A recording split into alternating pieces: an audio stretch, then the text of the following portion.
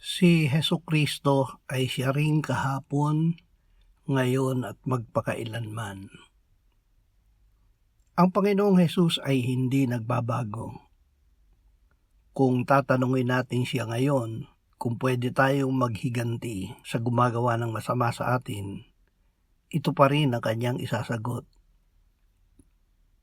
Narinig ninyo na sinabi, mata sa mata at ngipin sa ngipin. Ngunit sinasabi ko sa inyo, huwag ninyong labanan ang masamang tao. At kung ikaw ay sampalin ng sino man sa kanang pisngi, iharap mo rin sa kanya ang kabila. Ang aral na ito ang siya ring ipinangaral ng mga apostol.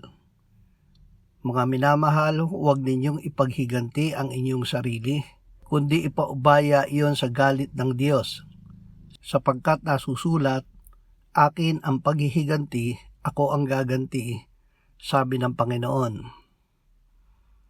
Sa ating pakiramdam, mahirap na sundin ang aral na ito.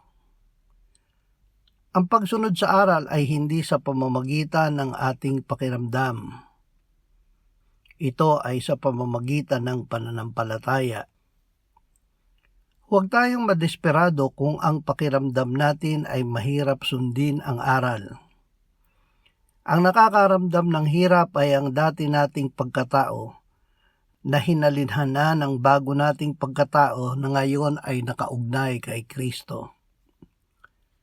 Sinabi ng Panginoong Hesus, ako ang tunay na puno ng ubas at ang aking Ama ang tagapag-alaga. Ang bawat sanga sa akin na hindi nagbubunga ay inaalis niya, at ang bawat sanga na nagbubunga ay nililinis niya upang lalong magbunga.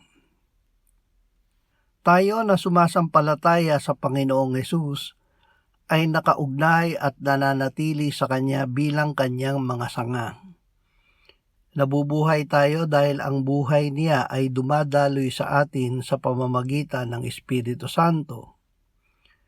Habang dumadaloy ang Kanyang buhay sa atin, ito ay humahantong sa ating pamumunga ng Kanyang bunga. Ang pakiramdam na nahihirapang sumunod ay nagmumula sa ating dating makasalanang pagkatao na namatay na nakasama ni Kristo sa krus. Dahil ito ay hindi namumunga ng bunga ni Kristo, ito ay pinuputol ng Ama. Ginagamit niya ang pruning knife, ang kutsilyong panlinis ng ating mga sanga, upang ang bahagi natin na hindi namumunga ay maalis at ang bahaging pinutulan ay muling daluyan ng buhay ni Kristo at mamunga ng bunga ni Kristo. Ang pruning knife ay ang salita ng Diyos. Sinabi ng Panginoong Hesus, kayo'y malinis na sa pamamagitan ng salita na aking sinabi sa inyo. Isa sa mga salita ng Panginoong Hesus ay ang aral na huwag tayong maghiganti. Kung tayo ay nililinis ng salitang ito, patuloy tayong makapananatili na nakaugnay kay Hesus. Sinabi niya, kayo'y manatili sa akin at ako'y sa inyo. Gaya ng sanga na hindi magbubunga buhat sa kanyang sarili, malibang nakakabit sa puno, gayon din naman kayo, malibang kayo'y manatili sa akin.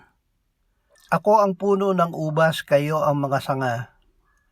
Ang nananatili sa akin at ako'y sa kanya ay siyang nagbubunga ng marami.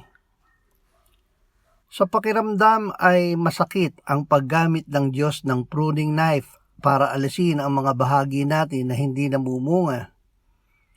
Ngunit ito ay kailangan upang patuloy nating maranasan na tayo ay nasa kay Kristo at si Kristo ay nasa atin. Sa paraang ito tayo rin ay nasa Diyos at ang Diyos ay nasa atin. Ito ang katotohanan na ibig ng Diyos na ating ipamuhay.